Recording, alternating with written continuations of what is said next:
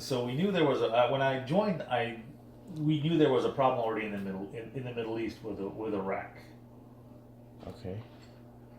but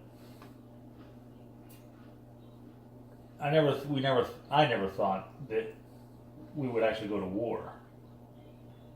So I did my basic training in Fort Knox, Kentucky. How was that? It was hard. Like how? It was physically demanding, physically hard. I mean, the only thing I ever did in high school was play soccer. So it was a world of difference. You know, having to wake up early, having to be constantly doing something all day long.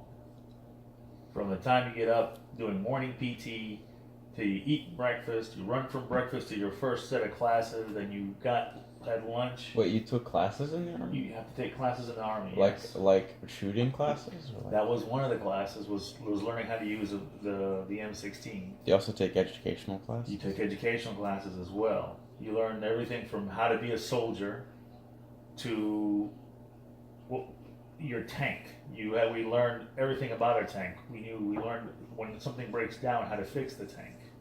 Oh. You know, you learned mechanical stuff. You also learned about the enemy. And back then, for us, the enemy was the Soviet Union, which had collapsed already. But then how are they still the enemy? Because they just were. I mean, the military was still stuck in this idea that we're going to fight a war, and the war we're going to fight is in Europe. That we would never conceive of going to the Middle East to fight there. Okay. So everything we did was geared towards the idea of your enemy was going to be the Soviet Union. Yeah. So that was our basic training, involved us learning about Soviet Union, the Soviet tactics,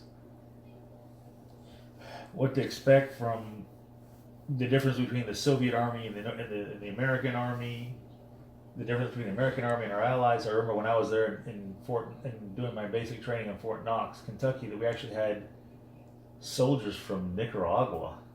Or Honduras, sorry, Honduras were there, not Nicaragua. Honduras was there. Were there training. What do training areas look like? They looked like college dorms.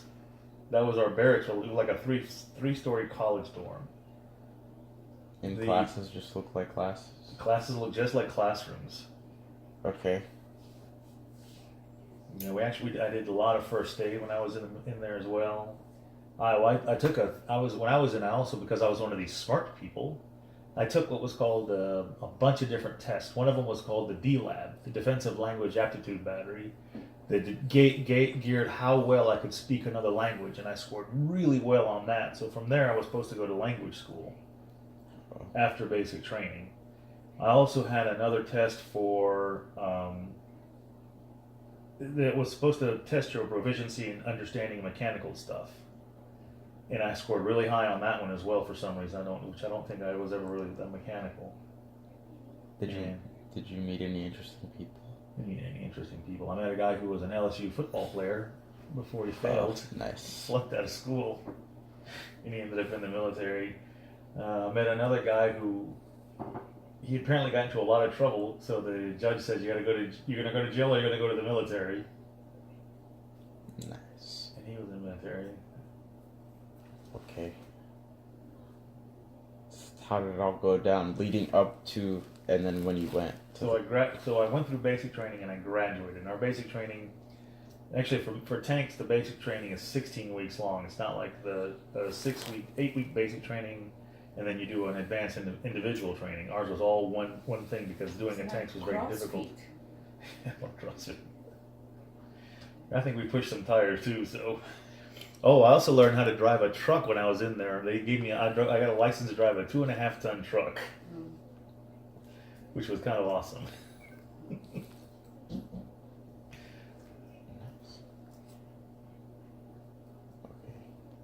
And I actually was I got attached to the headquarters company for a while as well, so I got a lot of privileges because I could drive a truck. But when you went in there, did they like go in with the mindset that you were going to be a tank person? Yes, or? I joined the military because and my occupation was going to be a tank, a 19 kilo tank. How do you determine an occupation?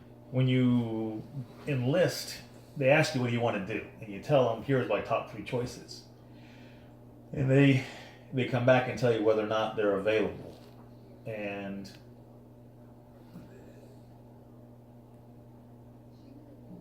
when I got in, it was the first term for George H.W. Bush, and the Secretary of Defense was Dick Cheney, who I got to meet. Where did you meet him? Basic training.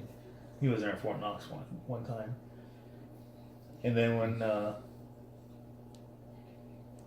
and they were opening up a lot of new jobs which hadn't been previously available, and all I wanted to do was I don't know why I wanted to be a tank crew member. I don't remember what motivated me to do that. Mm-hmm. But that's really what I wanted to do. So that was my first choice, was tank crew member. I also wanted to be in order for me to qualify for the college money, you had to do what they called a combat arms, which was you had to do a career in the military, or a job in the military that didn't have a civilian version of it.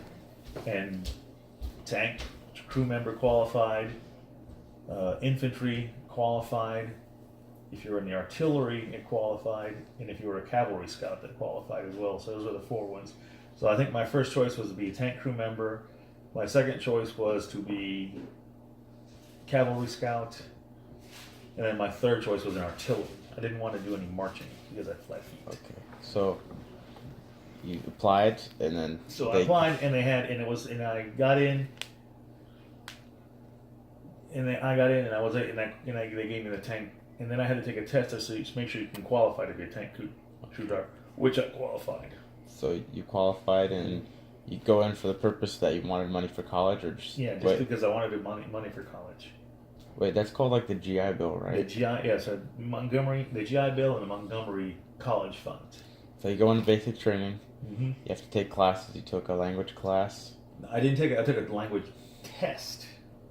Which then I got my track was to go into language school after basic training, but I had to. But between getting out of basic training and going into language school, there had to be a lapse of time. Because language school was 2 years long. Okay. And I had to recommit, because I only committed for 3 years in the military. And I think if they asked me to do that, I would have to recommit for an additional 2 more years. Mm.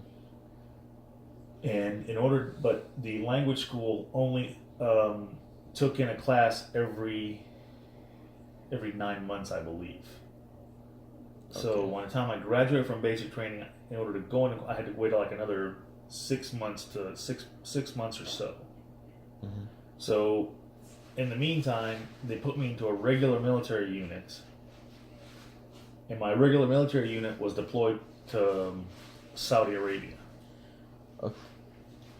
So in order to get out of basic training, is it like high school? Do you have credits, or do you just have certain things that you have to pass. So every 3 or 4 weeks, you have what they call a gate test. And the gate test was, let me go to the bathroom real